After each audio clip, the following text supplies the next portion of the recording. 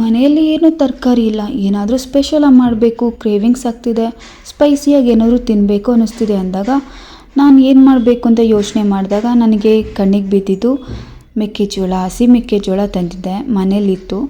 So ಇದರಿಂದನೇ ಒಂದು paratha recipe ಮಾಡಿದರೆ ಹೇಗಿರುತ್ತೆ ಅಂದ್ಕೊಂಡು ಸ್ಟಾರ್ಟ್ ಮಾಡಿಕೊಂಡೆ. ಫಸ್ಟ್ ಟೈಮ್ ಈ ರೆಸಿಪಿ ಟ್ರೈ ಮಾಡ್ತಿದ್ದೀನಿ, ಹೇಗೆ ಬರುತ್ತೋ ಏನೋ ಅಂದ್ಕೊಂಡೆ. ಆದರೆ ಟ್ರಸ್ಟ್ ಮೀ, ಟೇಸ್ಟ್ ಮಾತ್ರ ಸಖತ್ತಾಗಿತ್ತು. ತುಂಬಾ ಈಸಿಯಾಗಿ ಬೇಗನೆ ಮಾಡ್ಕೊಳ್ಬೋದು, ಡಿನ್ನರ್ಗೂ ಮಾಡ್ಬೋದು ಅಥವಾ ಬ್ರೇಕ್ಫಾಸ್ಟಿಗೆ ಕೂಡ ರೆಡಿ ಮಾಡ್ಕೊಳ್ಬೋದು. ಲೇಟೇನು ಆಗೋದಿಲ್ಲ, ಬೇಗನೆ ಆಗೋಗುತ್ತೆ. ಯಾವ ರೀತಿ ಮಾಡೋದು ಅಂತ ನಿಮಗೆ ಸ್ಟೆಪ್ ಬೈ ಸ್ಟೆಪ್ ತೋರಿಸ್ತಾ ಬರ್ತೀನಿ, ಹಾಗೆ ಎಕ್ಸ್ಪ್ಲೇನ್ ಕೂಡ ಮಾಡ್ತೀನಿ ಯಾವ ರೀತಿ ಇದೆ ಅಂತ. ನೀವೇ ಕೊನೆವರೆಗೂ ನೋಡಿ, ಎಲ್ಲಿ ಸ್ಕಿಪ್ ಮಾಡೋದಕ್ಕೆ ಹೋಗಬೇಡಿ, ಓಕೆನಾ? ಹಾಗೆ ಈ ವಿಡಿಯೋ ನಿಮ್ಗೆ ಏನಾದರೂ ಇಷ್ಟ ಆಯಿತು ಅಂದರೆ ಲೈಕ್ ಮಾಡಿ, ಶೇರ್ ಮಾಡಿ ನಿಮ್ಮ ಫ್ರೆಂಡ್ಸ್ ಆ್ಯಂಡ್ ಫ್ಯಾಮಿಲೀಸ್ಗೆಲ್ಲ. ಈಗ ಬನ್ನಿ ಯಾವ ರೀತಿ ಮಾಡೋದು ಅಂತ ನೋಡೋಣ. ಮೊದಲು ನಾನು ಮಿಕ್ಸಿಂಗ್ ಬೌಲ್ಗೆ 1 ಕಪ್ ಆಗುವಷ್ಟು ಗೋಧಿ ಹಿಟ್ಟನ್ನ ತೊಗೊಂಡಿದ್ದೀನಿ. ಅದೇ ಕಪ್ಪಲ್ಲಿ ಅರ್ಧ ಕಪ್ ಆಗುವಷ್ಟು ಮೈದಾ ಹಿಟ್ಟು ಹಾಕಿದ್ದೀನಿ. ಹಾಗೆ 1 ಟೇಬಲ್ ಸ್ಪೂನ್ ಖಾರದ ಪುಡಿ, ಅರ್ಧ ಟೇಬಲ್ ಸ್ಪೂನ್ ಅರಿಶಿಣದ ಪುಡಿ, ಅರ್ಧ ಟೇಬಲ್ ಸ್ಪೂನಷ್ಟು ಬೇಕಿಂಗ್ ಸೋಡಾ, ಹಾಗೆ ರುಚಿಗೆ ತಕ್ಕಷ್ಟು ಉಪ್ಪು, ಹಾಗೆ ಕಟ್ ಮಾಡಿರುವಂಥ ಕೊತ್ತಂಬರಿ ಸೊಪ್ಪು ಹಾಕಿ ನೀಟಾಗಿ ಚಪಾತಿ ಹಿಟ್ಟಿನ ಅದಕ್ಕೆ ಕಲಿಸ್ಕೊಂಡು ಕೊನೆಯದಾಗಿ ಸ್ವಲ್ಪ ಎಣ್ಣೆ ಹಚ್ಬಿಟ್ಟು ಸೈಡಲ್ಲಿ ಇಡ್ತಾ ಇದ್ದೀನಿ. ಒಂದು ಅರ್ಧ ಗಂಟೆ ನೆನ್ಕೊಂಡ್ರೆ ಸಾಕಾಗುತ್ತೆ. ಇದಕ್ಕೆ ಬೇಕಾದರೆ ನೀವು ಸಬ್ಸಿಗೆ ಸೊಪ್ಪು ಕೂಡ ಕಟ್ ಮಾಡಿ ಹಾಕ್ಕೊಳ್ಬೋದು, ಅದು ಕೂಡ ಟೇಸ್ಟು ತುಂಬಾ ಚೆನ್ನಾಗಿ ಬರುತ್ತೆ. ಈಗ ಪರೋಟೆಗೆ ಬೇಕಾಗಿರುವಂಥ ಚಟ್ನಿ ಯಾವ ರೀತಿ ಮಾಡೋದು ನೋಡೋಣ.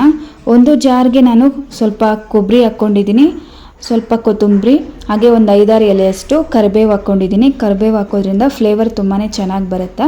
ಹಾಗೆ ಸ್ವಲ್ಪ ಪುದೀನ, ಹಾಗೆ ಹಸಿಮೆಣಸಿನ್ಕಾಯಿ ಹಾಕ್ಕೊಂಡಿದ್ದೀನಿ, ಶುಂಠಿ, ಬೆಳ್ಳುಳ್ಳಿ, ಸ್ವಲ್ಪ ಜೀರಿಗೆ ಹಾಕ್ಕೊಂಡಿದ್ದೀನಿ. ಜೀರಿಗೆ ಕೂಡ ಫ್ಲೇವರ್ಗೋಸ್ಕರ ಹಾಕ್ಕೊಂಡಿದ್ದೀನಿ. ಹಾಗೆ ಒಂದು ಚಿಟಿಕೆ ಬೆಲ್ಲ ಹಾಕಿ, ರುಚಿಗೆ ತಕ್ಕಷ್ಟು ಉಪ್ಪು ಹಾಕಿ, ಸ್ವಲ್ಪ ನೀರು ಹಾಕಿ ಗ್ರೈಂಡ್ ಮಾಡಿಕೊಂಡ್ರೆ ಚಟ್ನಿ ರೆಡಿಯಾಗಿ ಹೋಗುತ್ತೆ.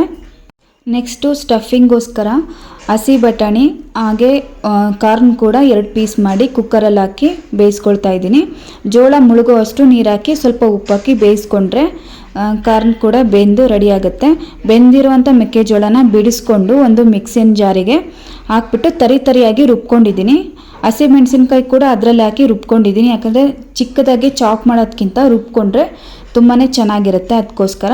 ಹಾಗೆ ಅದೇ ಮಿಕ್ಸಿಗೆ ಚಿಕ್ಕದಾಗಿ ಕಟ್ ಮಾಡಿರುವಂಥ ಈರುಳ್ಳಿ ಕೂಡ ಹಾಕಿ ಒಂದು ಸಲ ಆನ್ ಆ್ಯಂಡ್ ಆಫ್ ಮಾಡಿಕೊಂಡೆ. ಚಿಕ್ಕದಾಗಿ ಚಾಪ್ ಮಾಡೋದಕ್ಕಿಂತ ಗ್ರೈಂಡ್ ಮಾಡಿಕೊಂಡ್ರೆ ಬೇಗನೆ ಕೆಲಸ ಆಗೋಗ್ಬಿಡುತ್ತೆ, ಅದಕ್ಕೋಸ್ಕರ. ಹಾಗೆ ಚಿಕ್ಕದಾಗಿ ಕಟ್ ಮಾಡಿರುವಂಥ ಕೊತ್ತಂಬರಿ ಸೊಪ್ಪು, ಸ್ವಲ್ಪ ಜೀರಿಗೆ, ಹಾಗೆ ರುಚಿಗೆ ತಕ್ಕಷ್ಟು ಉಪ್ಪು ಹಾಕಿ ಎಲ್ಲ ನೀಟಾಗಿ ಮಿಕ್ಸ್ ಮಾಡಿ ಸೈಡ್ಗೆ ಇಡ್ತಾ ಇದ್ದೀನಿ. ಇದಕ್ಕೆ ನೀವು ಯಾವ ತರಕಾರಿ ಬೇಕಾದರೂ ರುಬ್ಬಿ ಹಾಕ್ಕೊಳ್ಬೋದು ಅಥವಾ ತುರಿದ್ಬಿಟ್ಟು ಹಾಕ್ಕೊಳ್ಬೋದು, ತುಂಬ ಚೆನ್ನಾಗಿ ಬರುತ್ತೆ. ಬೇಕು ಅಂದರೆ ಇದಕ್ಕೆ ನೀವು ಆಲೂಗಡ್ಡೆ ಬೇಯಿಸ್ಕೊಂಡು ಸ್ಮ್ಯಾಶ್ ಮಾಡಿ ಕೂಡ ಸೇರಿಸ್ಕೊಳ್ಬೋದು, ಅದು ಕೂಡ ಟೇಸ್ಟು ಡಿಫ್ರೆಂಟಾಗಿ ಆಲೂ ಪರೋಟ ಟೈಪ್ ಚೆನ್ನಾಗಿ ಬರುತ್ತೆ. ಹಾಗೆ ಈ ಚಪಾತಿ ಲಟ್ಟಿಸ್ಕೊಂಡಾದ ತಕ್ಷಣ ಇದ್ರ ಮೇಲೆ ಎಣ್ಣೆ ಅಥವಾ ತುಪ್ಪನ ಸ್ಪ್ರೆಡ್ ಮಾಡಬೇಕಾಗುತ್ತೆ. ಆ ರೀತಿ ಮಾಡೋದ್ರಿಂದ ಟೇಸ್ಟು ಡಿಫ್ರೆಂಟಾಗಿ ಬರುತ್ತೆ. ನಾನು ತುಪ್ಪ ಇತ್ತು ಅಂತ ತುಪ್ಪನ ಕಾಯಿಸ್ಕೊಂಡು ಅದ್ರ ಮೇಲೆ ಚಪಾತಿ ಮೇಲೆ ಸ್ಪ್ರೆಡ್ ಮಾಡ್ತಾ ಇದ್ದೀನಿ. ನೋಡಿ, ಈ ರೀತಿ ನಾನು ತುಪ್ಪನ ಚಪಾತಿ ಮೇಲೆ ಸ್ಪ್ರೆಡ್ ಮಾಡ್ತಾ ಇದ್ದೀನಿ. ಸ್ಪೂನಲ್ಲಿ ಕೂಡ ಸ್ಪ್ರೆಡ್ ಮಾಡ್ಕೊಳ್ಬೋದು ಅಥವಾ ಈ ರೀತಿ ಅಪ್ಲೈ ಕೂಡ ಮಾಡ್ಬೋದು. ನೀವು ಎಣ್ಣೆ ಕೂಡ ಹಾಕ್ಬೋದು, ಅದು ಕೂಡ ಟೇಸ್ಟ್ ಚೆನ್ನಾಗಿರುತ್ತೆ. ಈಗ ರೆಡಿ ಮಾಡಿರೋಂಥ ಸ್ಟಫಿಂಗ್ನ ಅರ್ಧ ಚಪಾತಿಗೆ ಹಾಕ್ತಾ ಇದ್ದೀನಿ. ಸ್ಟಫಿಂಗ್ನ ಜಾಸ್ತಿ ಹಾಕ್ಬಾರ್ದು, ಯಾಕಂದರೆ ಅದರಲ್ಲಿ ಸ್ವಲ್ಪ ನೀರಿನ ಅಂಶ ಇರೋದ್ರಿಂದ ಚಪಾತಿ ಬೇಯಿಸುವಾಗ ಕಿತ್ಕೊಂಡು ಹೋಗುತ್ತೆ. ಅದಕ್ಕೋಸ್ಕರ ಸ್ವಲ್ಪ ಸ್ಟಫಿಂಗ್ ಹಾಕಿ ತೆಳ್ಳಗೆ ಎಲ್ಲ ಕಡೆ ಸ್ಪ್ರೆಡ್ ಮಾಡಬೇಕಾಗುತ್ತೆ. ಕೊನೆಗೆ ಇನ್ನೊಂದು ಸ್ವಲ್ಪ ತುಪ್ಪ ಹಚ್ಬಿಟ್ಟು ಎಡ್ಜಲ್ಲಿ ಸ್ಟಫಿಂಗ್ ಆಚೆ ಬರದೇ ಇರೋ ಹಾಗೆ ಪ್ರೆಸ್ ಮಾಡಬೇಕು. ಸ್ವಲ್ಪ ಲೈಟಾಗಿ ಮಾಡಬೇಕು, ಜಾಸ್ತಿ ಪ್ರೆಸ್ ಮಾಡಿದರೆ ಕಿತ್ಕೊಂಡು ಹೋಗ್ಬಿಡುತ್ತೆ. ಹಾಗೆ ಇನ್ನೊಂದು ಸ್ವಲ್ಪ ಮೇಲೆ ಎಣ್ಣೆ ಅಥವಾ ತುಪ್ಪನ ಅಪ್ಲೈ ಮಾಡಿಬಿಟ್ಟು ನಿಧಾನಕ್ಕೆ ಚಿಕ್ಕ ಉರಿಯಲ್ಲಿ ಬೇಯಿಸ್ಕೊಳ್ಬೇಕಾಗುತ್ತೆ. ದೊಡ್ಡ ಉರಿ ಇಟ್ಬಿಟ್ರೆ ಬೇಗ ಸೀದೋಗ್ಬಿಡುತ್ತೆ, ಅದಕ್ಕೋಸ್ಕರ ಚಿಕ್ಕ ಉರಿಯಲ್ಲೇ ಬೇಯಿಸ್ಕೊಳ್ಬೇಕಾಗತ್ತೆ. ನಾನೀಗ ಸ್ಟಫಿಂಗ್ ಎಲ್ಲ ಹಾಕ್ಬಿಟ್ಟು ಪರೋಟ ರೆಡಿ ಮಾಡಿದ್ದೀನಿ. ಹಂಚು ಕೂಡ ಕಾಯೋದಕ್ಕೆ ಇಟ್ಟಿದ್ದೆ. ಈಗ ಹಂಚಿನ ಮೇಲೆ ಆ ಪರೋಟ ಹಾಕ್ಬಿಟ್ಟು ಇನ್ನೊಂದು ಸ್ವಲ್ಪ ಮೇಲೆ ತುಪ್ಪ ಹಚ್ಬಿಟ್ಟು ಸಣ್ಣ ಉರಿಯಲ್ಲೇ ಬೇಯಿಸ್ಕೊಳ್ತಾ ಇದ್ದೀನಿ. 2 ಸೈಡ್ ಕೂಡ ಸಣ್ಣ ಉರಿಯಲ್ಲೇ ಬೇಯಿಸ್ಕೊಳ್ಬೇಕಾಗುತ್ತೆ. ಹೈ ಫ್ಲೇಮ್ ಇಟ್ಟು ಬೇಯಿಸ್ಕೊಂಡ್ರೆ ಮೇಲೇನೂ ಬೆಂದ್ಬಿಡುತ್ತೆ, ಒಳಗಡೆ ಸರಿಯಾಗಿ ಬೇಯೋದಿಲ್ಲ. ಅದಕ್ಕೋಸ್ಕರ ಚಿಕ್ಕ ಉರಿಯಲ್ಲೇ ಬೇಯಿಸ್ಕೊಳ್ಬೇಕಾಗುತ್ತೆ. ನಾನು ಮೊದಲೆಲ್ಲ ಕುಕ್ಕಿಂಗ್ ವಿಡಿಯೋಸು ಎಡಿಟ್ ಮಾಡುವಾಗ ಬ್ಯಾಕ್ಗ್ರೌಂಡ್ ಮ್ಯೂಸಿಕ್ ಆ್ಯಡ್ ಮಾಡ್ತಿದ್ದೆ. ಅದು ಕೇಳಿಸ್ಕೊಂಡಾಗ ತುಂಬಾ ಒಳ್ಳೆ ಫೀಲ್ ಕೊಡ್ತಿತ್ತು. ಆದರೆ ಯೂಟ್ಯೂಬ್ಗೆ ಅಪ್ಲೋಡ್ ಮಾಡಿದ ತಕ್ಷಣ ಅದು ಕಾಪಿರೈಟ್ ಕ್ಲೈಮ್ ಬಂದುಬಿಡ್ತಿತ್ತು. ಮೆನ್ಷನ್ ಮಾಡಿದರೂ ಕೂಡ ಕಾಪಿರೈಟ್ ಬರ್ತಿತ್ತು. ಯಾವುದೇ ಟ್ರೈಪೋಡ್ ಸ್ಟ್ಯಾಂಡ್ ಸಪೋರ್ಟ್ ಇಲ್ಲದೆ ಒಂದು ಕೈಲಿ ವಿಡಿಯೋ ಮಾಡಿಕೊಂಡು ಇನ್ನೊಂದು ಕೈಲಿ ಅಡುಗೆ ಮಾಡಿಕೊಂಡು ಕಷ್ಟಪಟ್ಟೆಲ್ಲ ವಿಡಿಯೋ ರೆಕಾರ್ಡ್ ಮಾಡಿಕೊಂಡು ಅದಕ್ಕೆ ವಾಯ್ಸ್ ಓವರ್ ಕೊಟ್ಬಿಟ್ಟು ಎಡಿಟಿಂಗ್ ಎಲ್ಲ ಮಾಡಿ ಯೂಟ್ಯೂಬ್ಗೆ ಅಥವಾ ಫೇಸ್ಬುಕ್ಗೆ ಅಪ್ಲೋಡ್ ಮಾಡಿದಾಗ ಕಾಪಿರೈಟ್ ಬಂದುಬಿಟ್ರೆ ಎಷ್ಟು ಬೇಜಾರಾಗುತ್ತೆ ಅಲ್ವಾ. ಇದೆಲ್ಲ ಬೇಡವೇ ಬೇಡ ಅಂದ್ಕೊಂಡು ನಾನು ಮ್ಯೂಸಿಕ್ ಆ್ಯಡ್ ಮಾಡೋದೇ ಬೇಡ ಅಂತ ಡಿಸೈಡ್ ಆಗಿಬಿಟ್ಟು ಹಾಗೆ ವಾಯ್ಸ್ ಓವರ್ ಕೊಟ್ಟು ಅಪ್ಲೋಡ್ ಮಾಡ್ತಾ ಇದ್ದೀನಿ. ನೋಡಿ, ಈಗ ಪರೋಟ ರೆಡಿ ಆಗಿದೆ.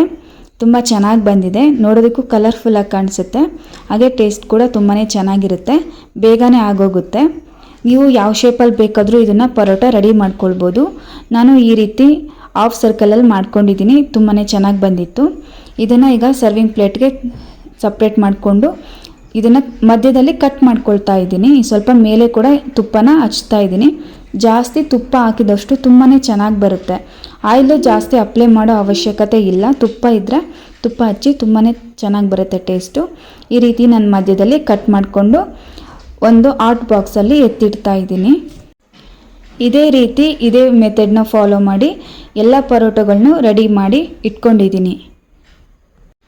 ಈಗ ಪರೋಟ ರೆಡಿಯಾಗಿದೆ, ಹಾಗೆ ಚಟ್ನಿ ಕೂಡ ರೆಡಿಯಾಗಿದೆ. ಯಾವ ರೀತಿ ಇದೆ ಅಂತ ಟೇಸ್ಟ್ ಮಾಡಿ ನೋಡೋಣ. ನೋಡೋದಕ್ಕೆ ಮಾತ್ರ ತುಂಬಾ ಹೆಮ್ಮೆಯಾಗಿ ಕಾಣಿಸ್ತಾ ಇದೆ, ತುಂಬ ಚೆನ್ನಾಗಿದೆ. ಟೇಸ್ಟ್ ಕೂಡ ಮಾಡಿ ನೋಡಿದೆ, ಟೇಸ್ಟ್ ಮಾತ್ರ ತುಂಬಾ ಚೆನ್ನಾಗಿತ್ತು. ತುಂಬ ಖಾರನೂ ಜಾಸ್ತಿ ಇರಲಿಲ್ಲ, ಸಪ್ಪೆನೂ ಇರಲಿಲ್ಲ, ಕರೆಕ್ಟಾಗಿ ಮೀಡಿಯಮ್ಮಾಗೆ ಚೆನ್ನಾಗಿತ್ತು. ಮೆಣಸಿನ್ಕಾಯಿ ಖಾರ ಇದ್ದರೆ ಸ್ವಲ್ಪ ಹಾಕಿ ನೋಡಿಕೊಂಡು ಮಾಡಬೇಕಾಗುತ್ತೆ, ಅಥವಾ ಖಾರದ ಪುಡಿ ನಾವು ಮಿಕ್ಸ್ ಮಾಡ್ಕೊಳ್ಳುವಾಗೂ ಅಷ್ಟೇ ಅದನ್ನು ನೋಡ್ಕೊಂಡು ಮಾಡ್ಕೊಬೇಕಾಗುತ್ತೆ. ಯಾವುದಾದ್ರೂ ಒಂದು ಇಂಗ್ರೀಡಿಯೆಂಟ್ ಜಾಸ್ತಿ ಕಮ್ಮಿ ಆಯಿತು ಅಂದರೂ ಟೇಸ್ಟು ಚೆನ್ನಾಗಿ ಬರೋದಿಲ್ಲ. ನೋಡಿ, ಇದೇ ರೀತಿ ಎಲ್ಲವೂ ಮಾಡಿ ಒಂದು ಹಾಟ್ ಬಾಕ್ಸಲ್ಲಿ ಇಟ್ಟಿದ್ದೀನಿ. ಹಾಟ್ ಬಾಕ್ಸಲ್ಲಿ ಇಡೋದ್ರಿಂದ ಬಿಸಿ ಬಿಸಿಯಾಗಿ ಚೆನ್ನಾಗಿರುತ್ತೆ. ಈಗ ಸರ್ವಿಂಗ್ ಪ್ಲೇಟ್ಗೆ ಮತ್ತೊಂದು ಸಲ ಕೊನೆಯದಾಗಿ ವೀಡಿಯೋ ಮಾಡ್ಕೊಳ್ಳೋಣ ಅಂತ ಮತ್ತೆ ಹಾಕ್ಬಿಟ್ಟು ಚಟ್ನಿ ಹಾಕಿ ಕೊನೆಯದಾಗ ಒಂದು ಶಾರ್ಟ್ ವೀಡಿಯೋ ತೊಗೊಳ್ತಾ ಇದ್ದೀನಿ. ಸೊ ಇದಾಗಿತ್ತು ಇವತ್ತಿನ ಸ್ಪೆಷಲ್ ರೆಸಿಪಿ. ಬೇಬಿ ಕಾರ್ನ್ ಅಥವಾ ಮನೇಲಿ ಯಾವುದೇ ಒಂದು ತರಕಾರಿ ಇದೆ ಅಂದರೆ ಈ ರೀತಿ ಮಾಡಿ ನೋಡಿ, ತುಂಬಾ ಚೆನ್ನಾಗಿ ಬರುತ್ತೆ, ಬೇಗನೆ ಆಗೋಗ್ಬಿಡುತ್ತೆ, ಟೇಸ್ಟ್ ಕೂಡ ತುಂಬಾ ಚೆನ್ನಾಗಿರುತ್ತೆ.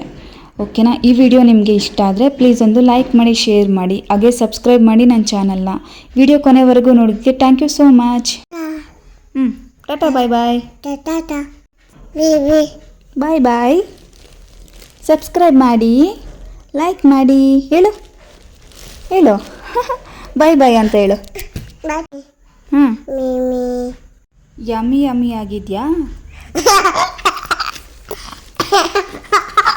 ಪರೋಟ ತಿಂತೀರಾ? ಪರೋಟ ಬೇಕಾ? ಮಾಡಿ